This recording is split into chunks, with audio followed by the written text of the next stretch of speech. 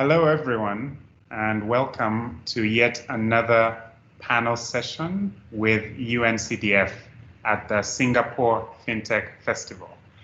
My name is Chris Lucolio. I'm the Digital Country Lead for UNCDF in Uganda. And we have a very interesting panel for you today, focusing on powering a connected economy, okay? We have several industry leaders from a diverse set of backgrounds, who will be sharing their insights. Allow me to introduce these colleagues who will talk some more about themselves, okay? From UNCDF, we have Ronald Rwakigumba, who will be chairing this panel. So he will be the moderator. Welcome, Ronald. Thank you. And from Columbia University, we have Martin Baart. Martin, you're very welcome to this panel. Thank you. But I'm actually from Ecoligo. Oh, my apologies. We also have Peter Mwesiga from Umeme. Peter, you're very welcome. We also have Vijay from Columbia University. My apologies for that mix-up. Vijay, you're very welcome. And we have Gillian from ENGIE Energy Access. Gillian, you're very welcome. Thank you very much. Hello, everyone. And so without much further ado, I will hand over to Ronald, who will lead us in this next session on powering a connected economy. Over to you, Ronald. Thank you so much. Thank you, Chris. Indeed, a very interesting, diverse panel discussion coming up, and I can't wait to get us started. So I think, as Chris, you mentioned, powering a connected economy. So perhaps one way we could start this is to imagine a connected economy that's inclusive. So inclusivity of a connected economy, we are thinking of universal access. And perhaps to get us started, I would interest Professor Vijay. What do you see as the trends and status for us to reach that goal of, a connected economy being powered, but also which is more inclusive and having more populations not left out of this opportunity? Thank you. What are your thoughts, Professor Vijay? Thank you, Ronald, and thank you, Chris. I think I want to start with that actually in the last decade, if we talk about sub-Saharan Africa, and I think I want to come to it that it's a large region with many diverse countries. So it's not just one kind of one single entity. In the last decade has seen significant progress in closing the gap. And even since, something like sustainable energy for all was announced through the efforts of the UN, in that decade or less, that progress has been continuous in reducing the number of households without access, in spite of the population growth. But last year, we saw a reversal just in the last year. So I just want to give that as a background. And this also masks, of course, the significant differences from country to country. Okay. And I think, many times people sort of talk about sub-Saharan Africa. They also put in context what is going on in Asia, what happened in China, India, other countries of Asia. And I think we have to recognize at least three pretty big differences that help understand some of this. One is the structure of the economy is different. the dependence on agriculture, mechanization, multi-cropping, irrigation, domestic and export-led growth is different. Secondly, there are differences in geography also, in the way populations are settled for historic reasons. And also many countries in sub-Saharan Africa are landlocked. And lastly, I think the cost structure of getting access itself is different as well. So I think that we need to understand that these differences. What is good news is that we expect in the next 10 years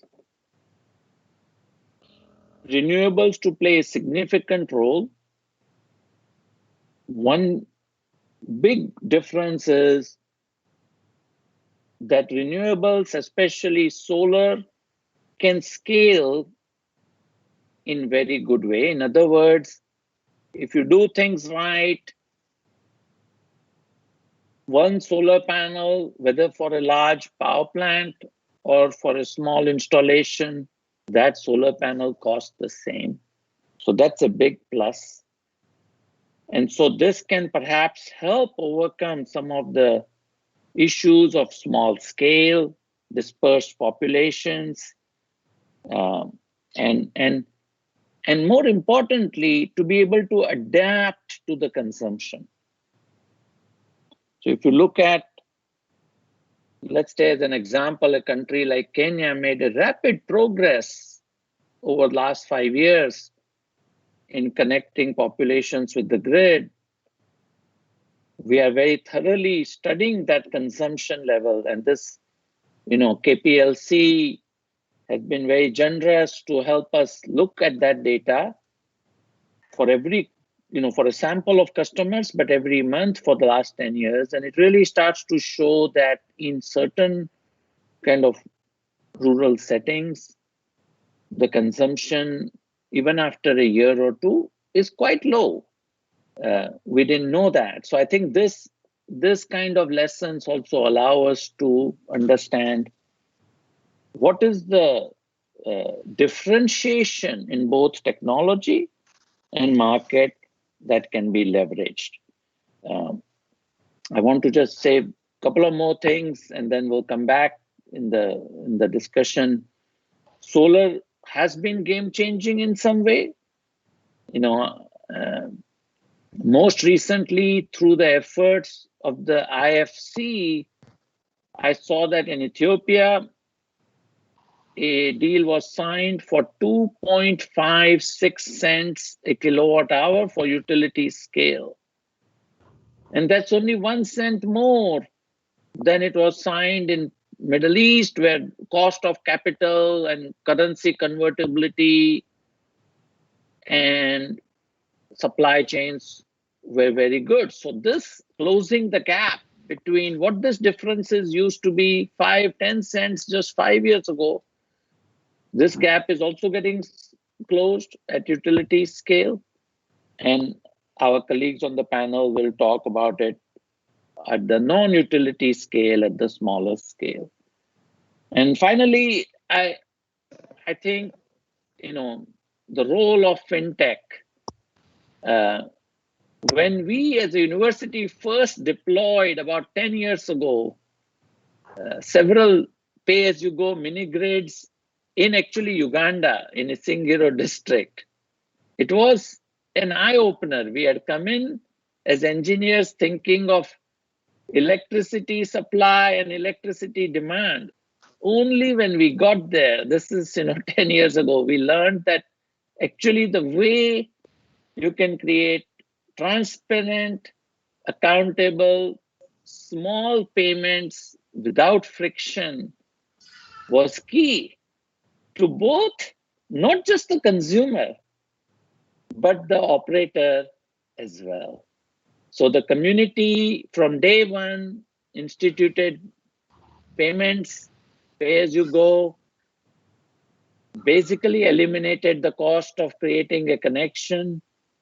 And today, 10 years later, significant progress in this space has been made.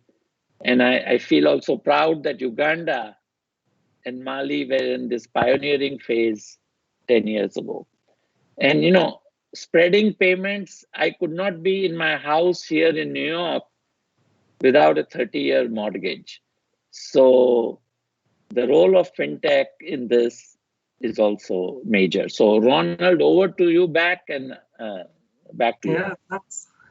Thank you indeed, Vijay. You've just, expanded on, for example, the exclusion gap, that this exclusion goes beyond, who is connected, who is not connected, and what quality of connection, but also, at what cost, and so how to the extent of, uniforming it.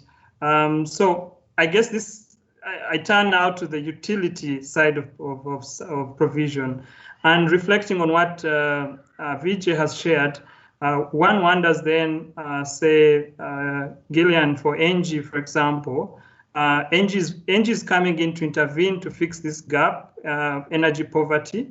How then do you merge the two almost conflicting paradigms, whereby you're trying to bridge the gap, but also bridge it in a way that is climate sensitive? So I'm curious to pick on your thoughts, Gillian, how you envision the strategy for fixing that divide, especially in connectivity, but doing so, with consideration to the climate change risks in place. Thank you. Over to you, Gillian. Thank you, Ronald. Thank you, Vijay. I'm quite in alignment with what has been said already. To us, to me, to ENGIE, a decentralized renewable solution will play an important role in bridging the gap, so meaning in reaching universal modern energy access. Somehow, and some statistics are telling us that it is estimated by 2030 that 60% of every new access to electricity in the world will come from renewable resources. And half of them will come from off-grid solutions, being a standalone solution or a mini-grid solution.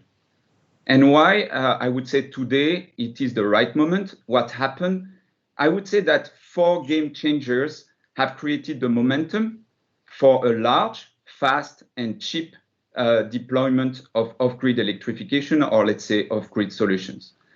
The first one that Vijay mentioned already is about the price of PV, but it's also the price of storage.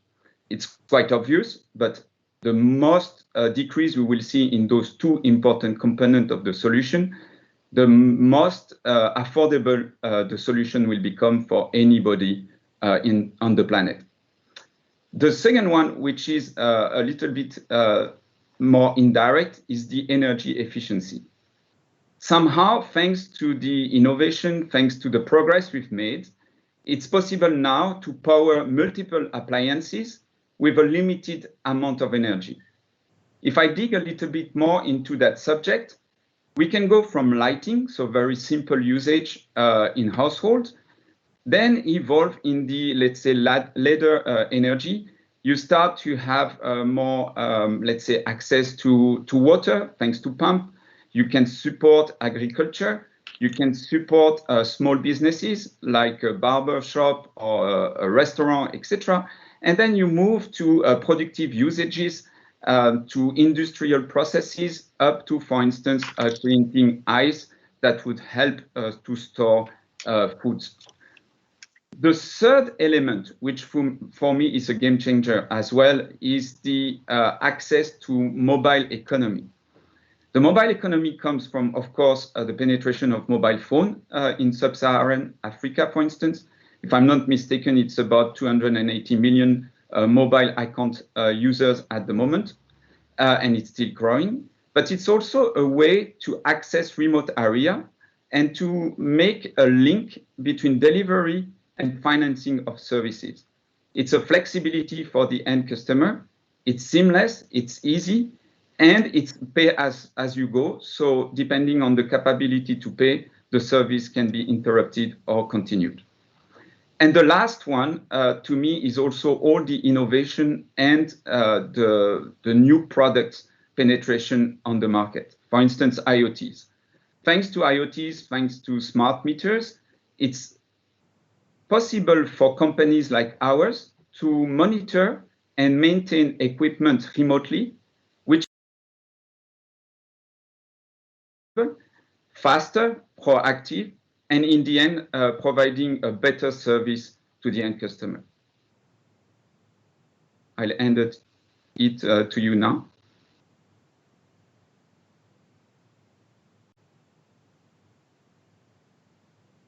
Hello? Ronald? To you. I see Ronald's connection might be frozen. We might have lost Ronald to a bad connection. But I mean, we can definitely continue the discussion. I think, Gillian, had you finished giving us your views? Yes, on the fact that renewable energy can be the way to bridge the gap. Yes. So indeed. I was handing it over to one of my colleagues, the panel here. Yes. Maybe we can hear from Peter at Umeme. Peter, perhaps we can invite you to give us your insights next.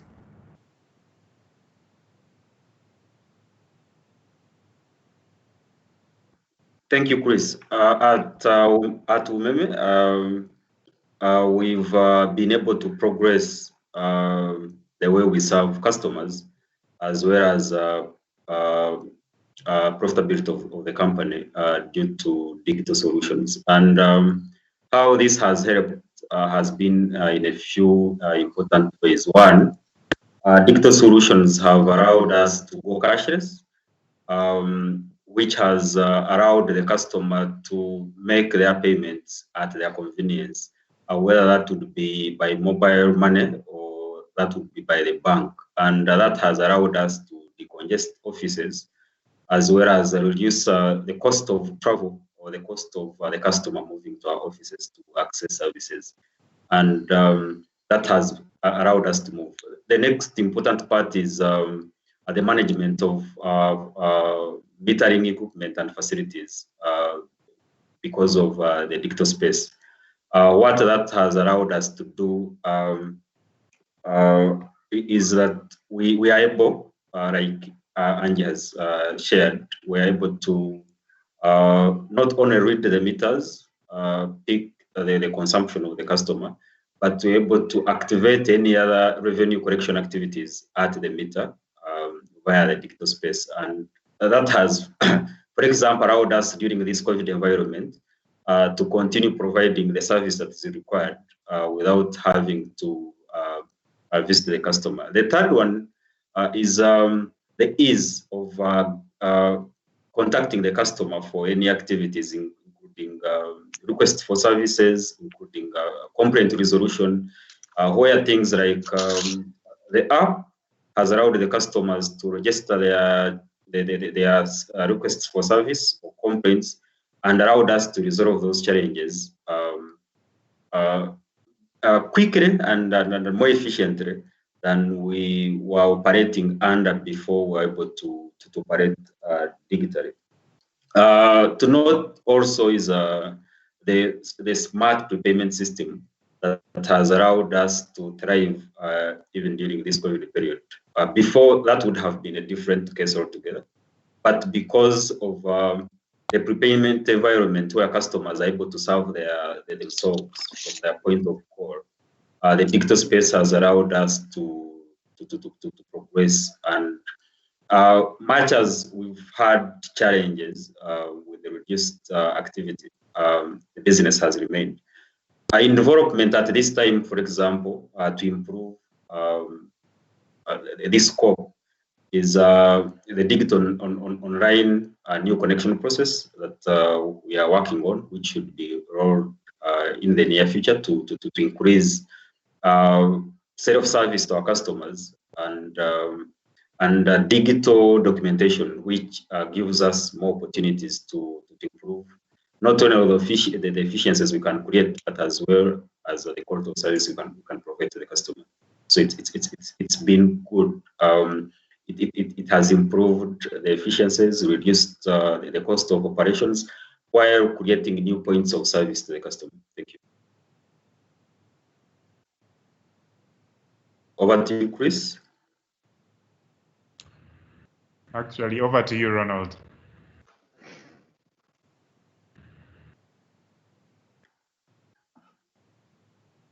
Ronald, you might be muted. Oh, thanks. Thank you very much, Chris. Indeed, listening to Peter and Gillian, of course, the route to market in terms of filling the gap is self-evident, and we are not short of strategies to fill the gap. So building on what Gillian had mentioned earlier around looking at investment from two angles, not only for the technology to access energy, but also to reduce on the energy demand through energy efficiency. So I'm curious then how we finance this gap. And I would like to interest Martin from Ecoligo. What do you see, Martin, as ways in which these investments could be amassed to be able to be directed to some of the innovative work that ENGIE and Umeme are undertaking? Thank you very much. Yeah, thanks, Ronald, for that interesting question. I think, first of all, Gillian and Peter have pointed out already key important elements, being that the cost of technology is actually sinking a lot, and we have learned a lot about these off-grid areas and how to connect them, that we do know this side of the market really well. The question is, how do we finance that? Because traditional investors that provide either equity or debt to large-scale projects are typically very much afraid to change their ways of operation and to focus on these small, decentralized renewable energy systems. So in order to achieve the goal of common electrification, as well as staying within the Paris climate goals, we have to find new ways on how we can channel just much more capital than we used to into these projects. And this is where innovative financing mechanisms can play a major role to actually help save the planet, but also help these communities to get electrified. And crowdfunding is such a means that could channel a lot of unused capital into these kind of projects. So to give you an idea, in Germany, 2.9 billion euro are sitting on bank accounts of German people, and that capital is not utilized. It's not invested in stocks, it's not invested in property, it's really just sitting on the bank accounts, not being used. That is a lot of capital, and we're just talking about Germany here. And we have to find ways how we can convince private people, private individuals, how they can invest their capital into sustainable projects that give them a financial return, but also that serve a greater purpose, that serve the purpose of reducing the effects of climate change, and that help developing and emerging countries to speed up their electrification course, because we all know what at the end of the day are the benefits for the private people once they get access to electricity. Thanks very much, Martin. I think it's interesting, the idea that you do well by doing good. So through investing in these initiatives that reduce the carbon footprint, you actually also increase the energy access.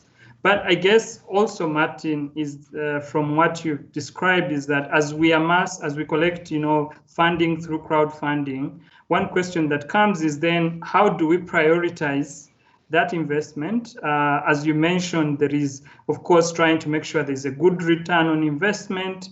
But I guess from the research perspective, Vijay, how do you think we can, utilize digital technologies and prioritize the investment that organizations, companies like Ecoligo are in pulling together, interesting stakeholders to pull together. So how do you envision data and analytics being able to guide, efficient allocation or decision making on where to invest or sectors to invest in? Thank you very much. Over to you, Vijay. Thank you, Ronald. And I think we have excellent perspectives here from Peter at a utility scale and from Gillian and Martin at a more, I would say, meso or smaller scale. And I think I want to start with one thought. I grew up in India, and the utilities there, electric utilities, were always blaming the customer. Oh, the customer is not paying, the customer is stealing, the customer is this. And, that was the way many utilities in India were justifying poor investment and poor service. When we first directly created this pilot mini grids in sub-Saharan Africa, and by the way, the tariff was not small because, 10 years ago, the cost of solar storage, these things, and the consumption was not very high. But we learned something very, very interesting, that the customer was actually very credit-worthy. The customer, so I turned around my understanding from that research and realized that in India, the utility was not credit-worthy for good reason. It is the customer who is credit-worthy. And I think that, digital has allowed entities like ENGIE and others and Ecoligo to go directly to the customer and leverage the credit worthiness of the customer. Okay. So I think, and for that, of course, all the technological mechanisms have come to play to enable that. And interestingly, even utility, by the way, Umeme stands out in being financially healthy, among many, many utilities. And I think, this digital, if it can leverage the creditworthiness of the customer, can also create creditworthiness for the service provider. Both, when you leverage that, because only if it is, like you said, Ronald, if it is good for the company, it can also create value for the customer. If the utility or the service provider is not financially viable,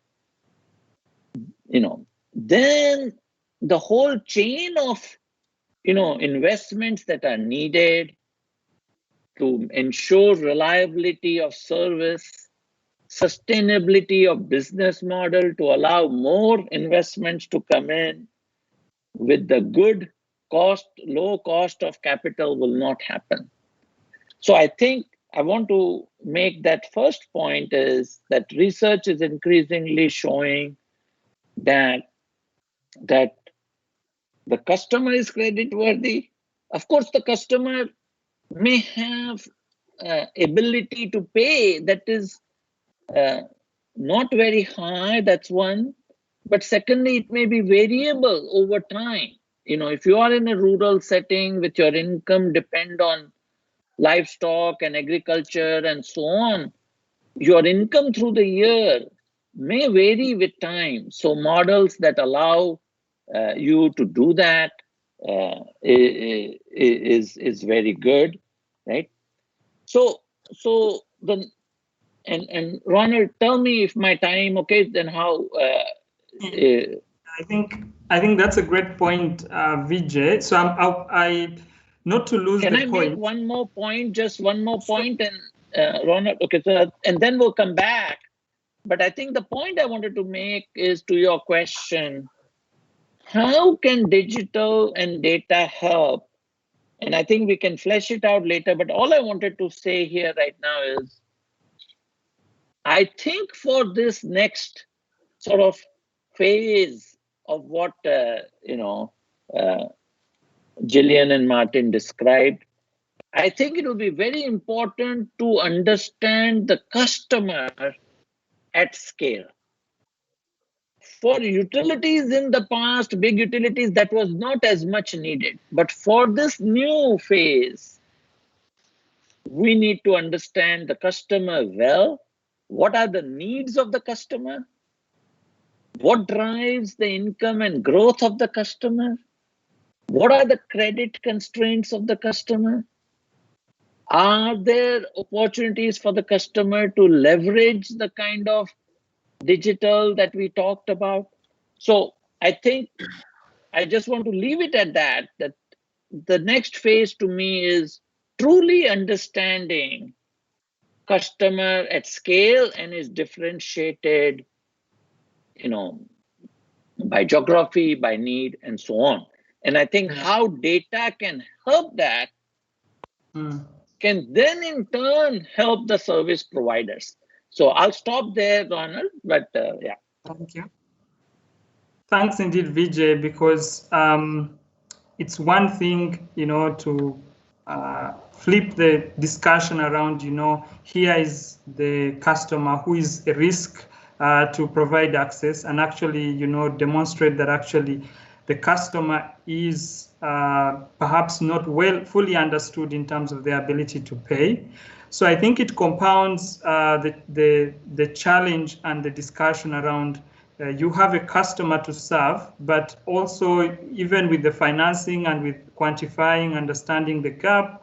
I'm really curious, Gillian, how then we are able to have efficient deployments of technology.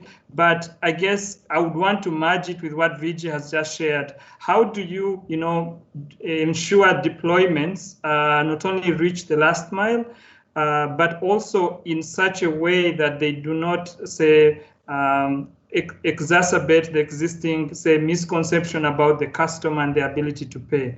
And I know ENGIE has been in this space for a while, testing innovative models around financing. So over to you, Gillian. What are your thoughts on efficient deployments, taking into account what Vijay has just expounded on? Thanks.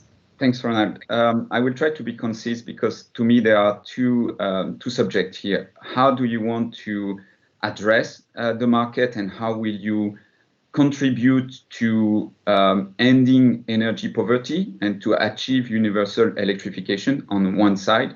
And on the other side, how do you use digital solutions in order to break that concept that the only thing that you look at in the customer is ability to pay? So tackling the first aspect, for ENGIE energy access, we have taken the decision to look at the market in an integrated way. So just to take a little bit more of an helicopter view, we see three solutions to end energy poverty and to achieve universal electrification. One is solar home system, second one mini grid, third one national grid. For sure, those three different elements address different specific market segments and needs. But we do believe, and we are strong believer, that if we combine the three, we will be able to reach this goal very quickly, efficiently, and at very low cost.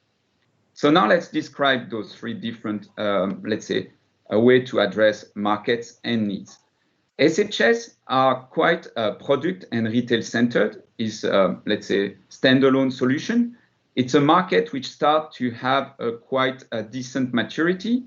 It's on the lower end of consumption, so it's basic, let's say, lighting, entertainment, but progressively, thanks to the technology and the innovation, going into small businesses such as restaurant, barbershop, etc. The second one, the mini grid, would help to focus more on productive usages and then to create a certain economic growth in an area. It's a delivery of energy services, so going more into the service. It's a long term because you have high capex. So I make the link here with the needs for financing, and it has also, let's say, a relationship with the regulation of each and specific country.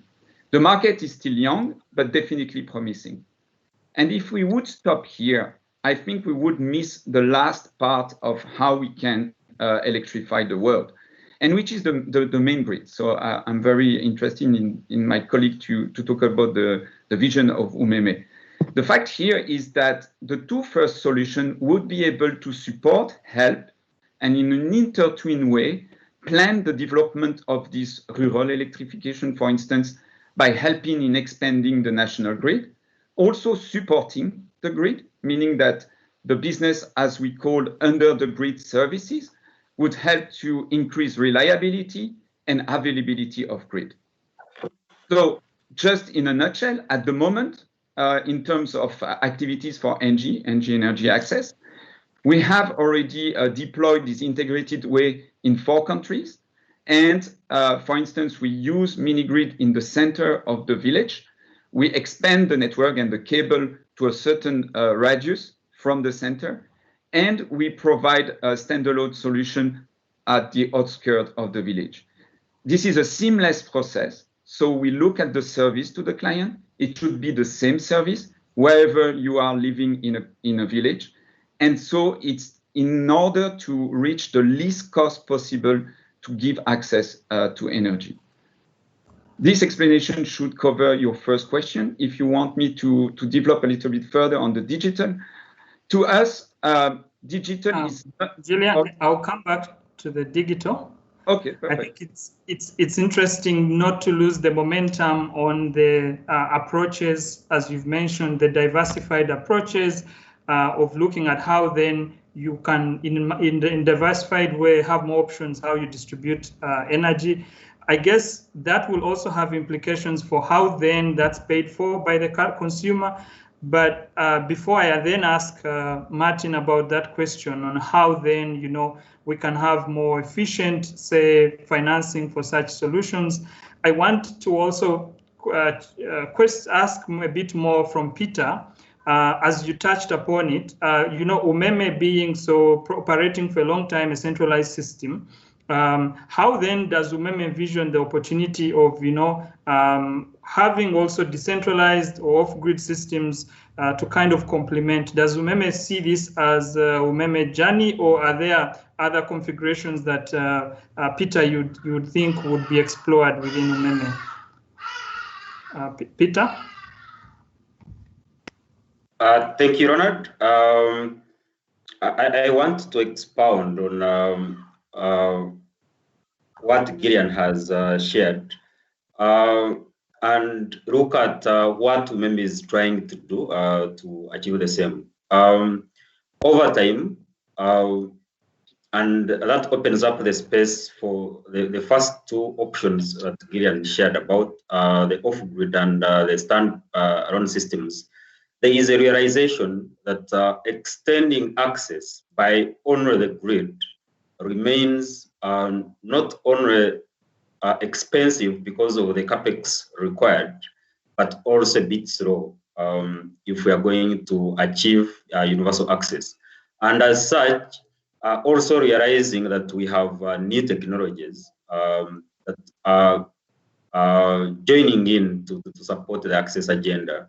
Umeme has already joined a collaboration with other players, both home appliance first companies as well as mini grid companies, in order to find progressive, innovative ways on how decentralized systems like mini grids can operate and work in collaboration with centralized utilities like Umeme. And that's a project that we've called Utilities 2.0, which in essence is an attempt to understand how an established utility like Umeme can work in collaboration from planning stages with the decentralized systems. And what we are looking at, for example, is seeing what strategic advantages exist in centralized systems like Umeme.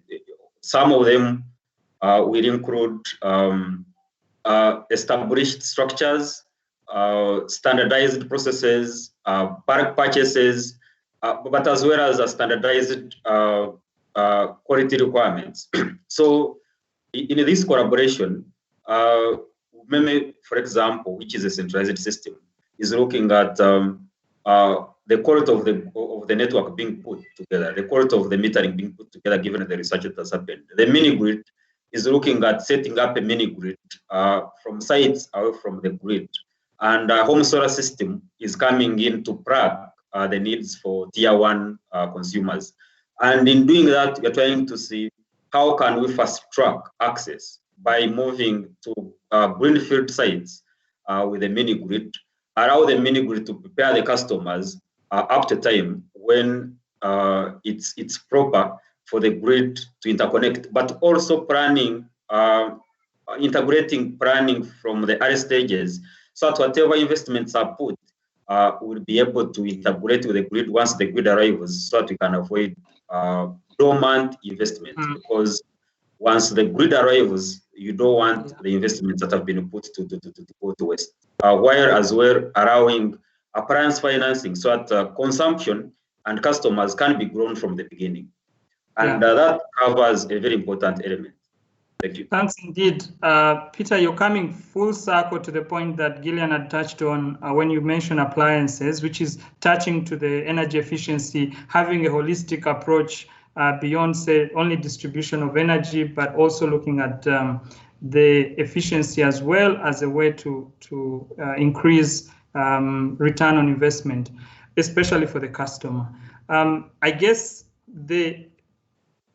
with this dual approach, for example, as Umeme has mentioned, having those mini grids, but also, having partnerships that enable decentralization. I'm curious then that if I come back to the question of how we finance this, Martin, how then, not to just, Ecoligo has had very many, cycles of funding for off-grid, in fact, the background of your video is one of your sites, in Vietnam. So I'm really curious then for people who want, to go this journey they've identified the market and they've identified the business model or various approaches like Gillian has mentioned and Peter, how then, perhaps using data, that analytics as Vijay touched, how then do you make sure that the crowdfunding campaign is successful? That's a really good question. I think, first of all, we have to understand that similar like there are different technological solutions like the standalone solar systems or the mini grid or the utility grid, there are also different types of investors, right? We have large institutional banks, large institutional investors that traditionally have invested into the large-scale power projects. And we have investors that have different motivations that want to invest into maybe smaller projects. So I think first you need to understand what investors can I actually motivate to invest into certain projects and what is their motivation to provide you the money for these projects, right? What drives them? What motivates them? The second thing is to actually convince them to invest the money, you have to be them to be trusting you, right? Because they give you the capital to do something with it. And trust comes through credibility. So I think anyone that wants to raise capital, whether it's through a bank or through private crowd investors, they have to build up the trust to that target group of investors. And if you ask how to raise capital successfully, being the expert in the field and focusing on that specific niche helps to be credible because you're the expert in the field. And that's also why Ecoligo is focusing solely on C&I projects, because C&I projects we understand, we know, and our investors know and understand that we focus on this.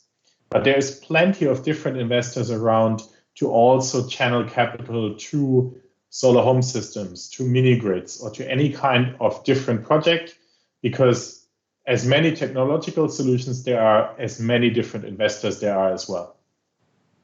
Yeah, thanks indeed, Martin. I'll come back to you later for a 1 minute thought on how you think, as you described at the beginning, these billions of funds seated, for example, if we take the case of Germany, on those bank accounts, what role would the technology then play? But you can, as you think about that 1 minute, half a minute pitch, I realize we are coming close to the end. I want to ask Gillian, because technology is oftentimes thought of as a good to have, a nice to have, but I know for ENGIE, technology means much more.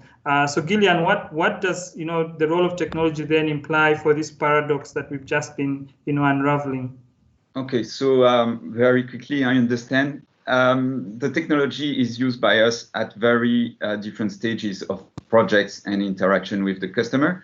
So if I try to browse the different usages of the technology, if I start, for instance, with mini-grid, we use technology to select the site. So we use GIS, we use satellite imaging in order to see how we could pre-select and start working on the design of the network of a mini-grid even before going at site.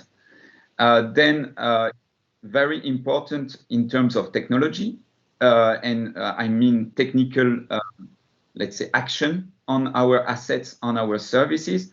For instance, when we monitor remotely our equipment in order to see how it is behaving and in order to serve the client better. Meaning, for instance, if you see that a solar panel gets dirty and the battery is not charging correctly, then you can advise the customer to clean it in order to have a better service. Or if you can do predictive maintenance because you see that the overall power system is not behaving as foreseen, then you anticipate changing part of the equipment again in order to have this interaction with the customer in a better way. Then, of course, we come to the finance and the way I defend the position that if you push a product that is meant to help having access to energy, but this product is not well sized, and then the end customer is not able to pay on the long term, because you know that most of our activities is pre-financed by us and then paid on a micro loan basis. Yes. Then like you don't help access to energy. So using data and using digital tools in order to better suit a customer with a dedicated product or a dedicated solution, the best way to have a match. And there are many other ways to use digital, but I think we are running out of time. So I leave it to you now. Yeah, thanks indeed. I guess we only have a minute left, so I'll maybe ask, as you just said, you're preaching to the converted, because Vijay just spoke about the role of data analytics. So if I could just ask only one word that comes to mind when technology comes into this discussion, what would that be for you, Vijay? So I want to describe just in one sentence. We are going to do, along with UNCDF, both combining imagery and field data at scale, a survey with tens of thousands of points in Uganda, a survey that will tell you where the current market is for productive use and where the expected market is likely to grow for productive use. So I'll stop there because that is, sorry, Gillian also mentioned this. Thanks so much, and looking forward to that project. In one word, Martin, what would that be? I think technology is the enabler for impact. So we have to make the most out of technology to generate the biggest impact we can achieve for a better world. Thank you very much. Peter? I think technology and data are around to give us new opportunities, to give us new areas of optimization. And if you can optimize the existing resources, then we have more resources to extend access and better everyone. Thank you indeed. And I guess that it's a positive way to end, with more opportunities, especially now that, with technology and data. Unfortunately, this discussion is one that was only starting. It feels like it just started because we have a lot to unravel. But I look forward to more. We look forward to more discussions like these, and I'm certain that we'll have more avenues to deepen this conversation. Thank you very much, Gillian from ENGIE, Peter from Umeme, Vijay from University of Columbia, and Martin from Ecoligo. We come to the end of this discussion, and wish you a good rest of the day. Thank you very much. Thank you very much. Thank you as well for the opportunity. Thank you. Bye-bye. Stay safe. Bye.